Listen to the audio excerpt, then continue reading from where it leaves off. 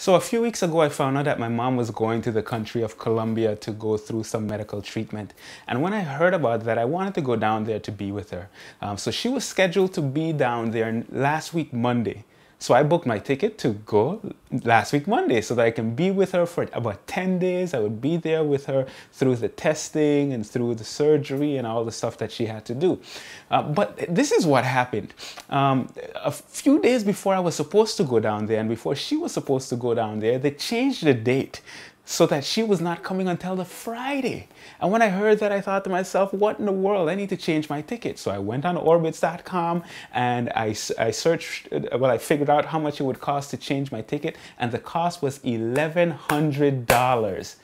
When I heard that, I thought to myself, this is crazy. I can't pay no $1,100 just to change a ticket that I already paid for, and I had only paid like $400 and something for the ticket. That is not happening. So to make a long story short, I ended up going down there a few days earlier. But when I was going through this thought process of changing the ticket, not being able to change it, I started to think to myself, wait a minute, I'm taking time off from my job. I'm rearranging a whole bunch of stuff. Ain't nobody got time for that. You know what I'm saying? So I was not happy about the idea that I'm going to be down there for a few days, just wasting time, valuable time that I don't have.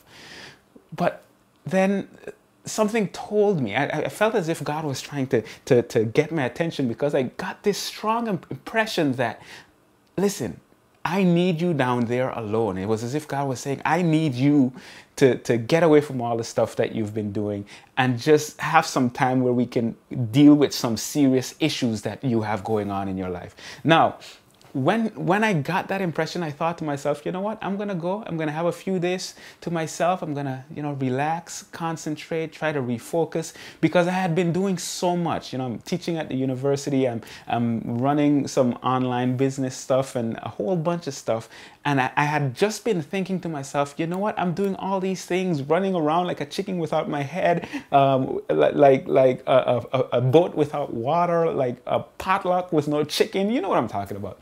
Anyhow, so I wanted to figure out what my single motivating purpose was. And it's a pretty simple concept. If I know what my single motivating purpose is, anything that comes along, I can look at it as, does this align with my single motivating purpose? Does it help me to accomplish that goal? If it does not, I don't do it.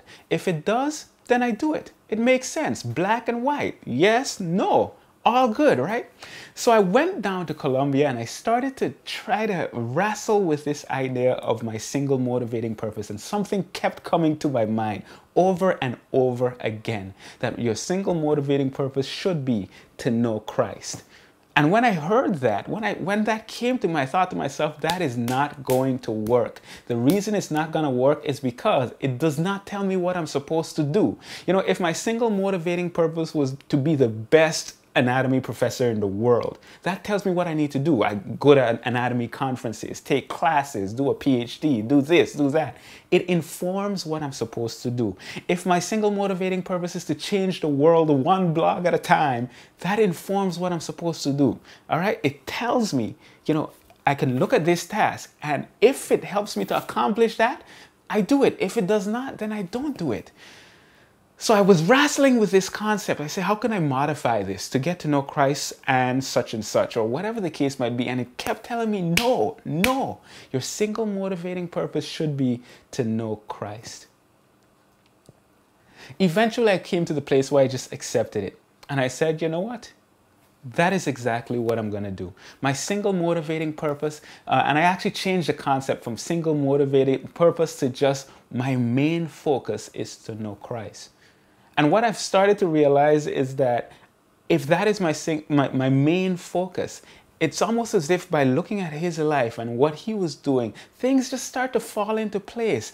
And there's so many things that have happened over the last week and a half that, some of it actually blows my mind. And I'm going to be sharing some of those things with you. And I know I'm going to be learning a lot as I kind of move forward on this journey. But it's a very interesting journey. But the main thing that I've come to realize is that if my main focus is to know Christ, everything else just seems to take care of itself.